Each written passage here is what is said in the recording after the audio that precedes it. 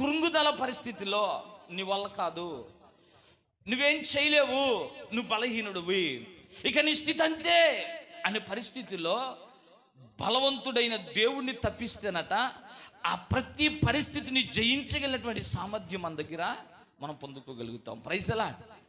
దావీదు అంటారు, రాజా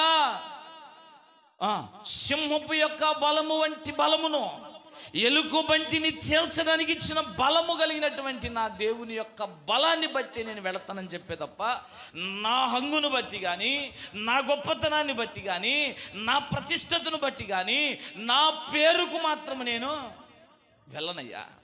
ఎవరు బలం కొరకు వెళ్తున్నాడు? ఎవరు బలం మీద ఆధారపడ్డాడు? ఏవండి? దేవుని బలం. అందుకే దావీదు అంటారు, ప్రతిదినం ఆ బలం కొరకు నేను పరుగులెత్తుతున్నాను. Praise the lord. మన ఆధ్యాత్మిక జీవితంలో మనకున్న ప్రతి పరిస్థితిలో